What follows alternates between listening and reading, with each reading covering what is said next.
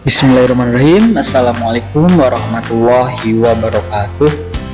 Ya, ketemu lagi bersama saya Bima Gusti Ramadan dari channel BGR.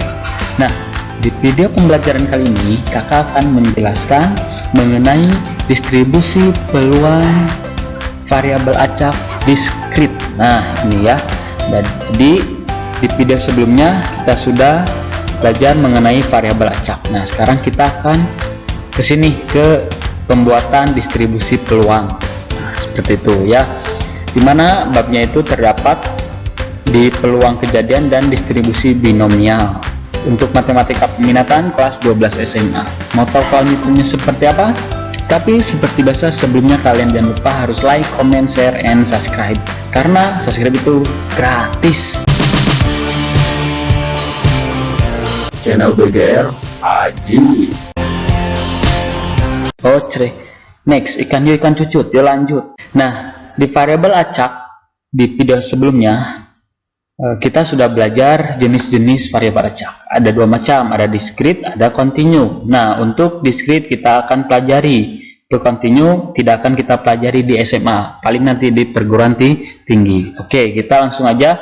Yang pertama itu di sini ada distribusi peluang. Nah, pembuatan distribusi peluang variabel acak diskrit. Nah, biasanya kalau misalkan pokoknya kalau diskrit itu pasti selalu bisa dihitung. Jadi biasanya itu ada distribusi peluang variabel acak atau distribusi peluang aja, itu nanti macam-macam ya cara penyebutannya ya, beda-beda tanpa diskrit. Nah, berarti kalau misalkan ada tabel distribusi peluang, berarti ini juga masih berkaitan dengan ini gitu ya. Kadang diskrit itu tidak disebutkan. Pokoknya yang bisa dihitung, bisa di list, itu namanya adalah variabel acak diskrit. Nah, dari permasalahan yang Bang Jago kemarin dan Neng Ningsih mempunyai 3 orang anak. Nah, di sini akan kita buat distribusi peluangnya. Nah, kita sudah membuat tabel beberapa kemungkinan yang terjadi. Nah, ini ruang sampel, ini ruang sampel nih, ruang sampel laki-laki. Ini itu namanya ruang sampel kalau secara kolom. Kalau secara baris, nah ini namanya titik sampel. Jadi nilai si X ini adalah variabel acak. Variabel acak itu didefinisikan banyak anak perempuan Bang Jago dan Neningsih sama dengan X. Jadi ketika X kecilnya sama dengan 0, maka si titik sampelnya ini adalah 1, titik sampelnya 1. Nah, ini titik sampelnya 3. Ini titik sampelnya 3, ini titik sampelnya. Nah, itu nanti belajar. Nah, ada kata peluang gitu ya. Maka di sini akan kita buat tabel 1 kolom lagi, yaitu nih peluang nih, ini peluang di mana banyak anak perempuannya sama dengan X kecil gitu ya. Jadi ketika peluang X sama dengan X kecil, berarti X kecilnya 0, maka ini tuh peluangnya itu 1/8. Ingat lagi, kalau mencari peluang, nah ini perbandingan antara NA dengan NS atau titik sampel dengan ruang sampel. Nah, di sini kita akan cari tahu ruang sampelnya berapa. Nah, kalau misalkan 3 anak tinggal hitung ya, ini dari satu kolom ini hitung 1 2 3 4 5 6 7 8, ada 8 ruang sampel. Nah, kalau misalkan manualnya seperti itu. Tapi kalau misalkan 4 orang anak, 5 orang anak kan bingung juga. Nah, di sini ada yang memudahkan, yaitu cara menghitung NS atau banyaknya ruang sampel itu 2 pangkat N. Nah, N-nya itu berapa? Kalau 3 berarti 2 pangkat 3. Kalau ininya 5 berarti 2 pangkat 5. Berarti nanti kita akan tahu ruang sampelnya berapa. Karena di sini mempunyai 3 orang anak yang mungkin ya, maka di sini 2 pangkat 3. 2 pangkat 3 artinya 2 kali 2 kali 2 sama dengan 8. Nah, sama itu.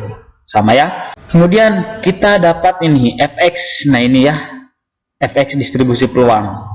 Nah, peluang banyak anak perempuan sama dengan 0, ini sama dengan 0, berarti X kecilnya adalah 0. Nah, X kecilnya adalah 0.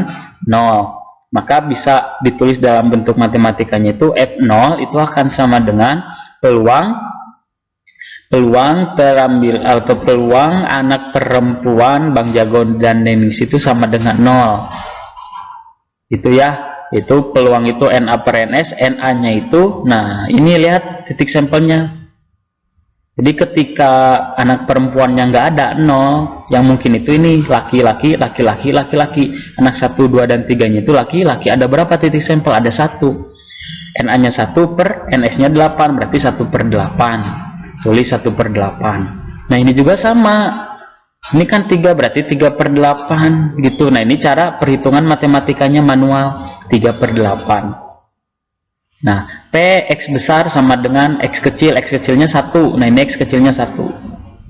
Itu ya, itu 3 per 8. Ini juga sama, yang perempuannya 2 nih. X besarnya itu kan, X besar itu anak perempuan. Anak perempuannya kalau ada 2, anak perempuannya ada 2. Nah, ini berarti ada 1, 2, 3, berarti sama 3 per 8. Nah, gitu. Ini kalau anak perempuannya 3, perempuan, berarti tetap hanya ada 1 titik sampel di sini. Titik sampelnya 1 per, nah ruang sampelnya 8, seperti itu. Nah, ini sebetulnya kolom 1 ini nggak kepake.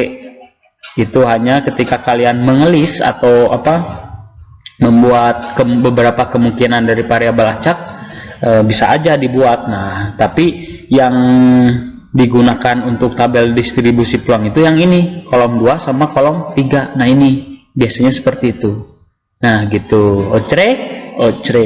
Nah, kemudian ada lagi cara penyajian atau menyatakan distribusi peluang variabel acak. Nah, ini tanpa diskrit ya. Nah, berarti kalau misalkan bisa dihitung, otomatis ini itu adalah suatu variabel acak diskrit, seperti itu. Nah, untuk yang pertama ada yang namanya tabel. Nah, ini seperti yang barusan. Kalau tadi mah berdiri ya atau vertikal, kalau sekarang mah tiduran ya. Kenapa tiduran? Nah, biasanya juga enak tiduran ya.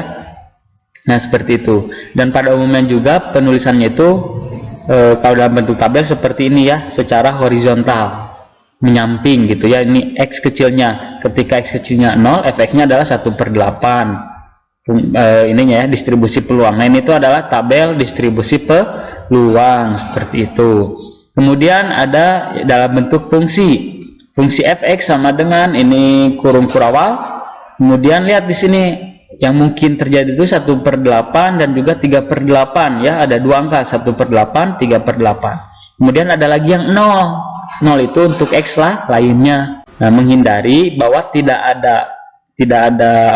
ada nilai selain 1 per 8 dan 3 per 8. Nah, 1 per 8 ini untuk X-nya ketika X-nya sama dengan 0, X kecil sama dengan 0, atau X kecilnya itu sama dengan 3, ini 1 per 8. Sedangkan untuk 3 per 8, untuk 3 per 8 itu apa? Untuk 3 per 8 ya, untuk X-nya sama dengan 1 dan untuk X-nya sama dengan 2, atau X-nya sama dengan 2, X kecil, seperti itu. Ini untuk penyajian secara fungsi. Boleh aja, boleh yang ini, boleh yang ini, bebas ya. Kemudian ada yang namanya, nah ini grafik, penyajian dengan grafik. Biasanya ini jarang ditanyakan. Nah, kalau grafik berarti ya seperti ini sumbu X, ini sumbu Y. X-nya 0, 1, 2, 3. Nah, fx itu sama dengan dia juga ya. Gitu. Ini 0, 1 per 8, 1, 3 per 8, 2, 1, 3 per 8, 3, 1 per 8. Nah, seperti itu. Ya. Dari ketiga penyajian distribusi peluang variabel acak ini, yang harus kalian perhatikan yaitu yang pertama ini, bahwa nilai peluang itu pasti selalu kurang dari atau sama dengan 1. Yaitu notasinya itu atau lambang matematikanya ya, fx itu lebih dari sama dengan 0 atau fx itu kurang dari atau sama dengan 1, seperti itu. Kemudian yang keduanya itu bahwa jumlah semua fx ini akan sama dengan 1. Jumlah semua fx ini kan fx nih. Nah, distribusi peluang nih, kalau 1 per 8 ditambah 3 per 8 ditambah 3 per 8 ditambah 1 per 8 pasti hasilnya 8 per 8 atau 1. Kalau misalkan dia lebih dari 1, berarti dia salah, penghitungan kita itu salah. Nah, mencari peluang distribusinya salah, seperti itu. Nah, ini notasi matematikanya, yaitu sigma dari I sama dengan 0 sampai N, di mana fxi sama dengan f0 ditambah f1 ditambah sampai fn sama dengan 1. Pasti ini hasilnya 1.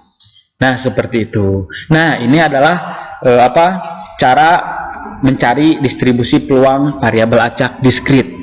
Nah, nanti juga di video selanjutnya ada yang namanya distribusi kumulatif. Nah, seperti apa?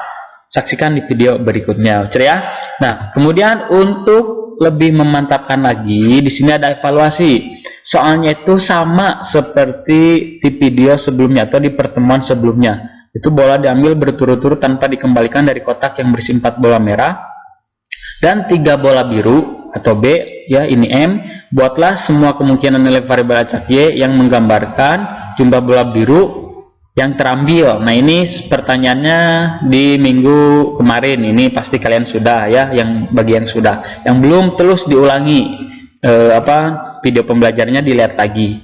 Nah, kemudian tambahannya dan tabel distribusi peluangnya. Nah, kalau tabel distribusi peluangnya itu seperti yang barusan itu, ya, ada X, ada F, Fx berapa.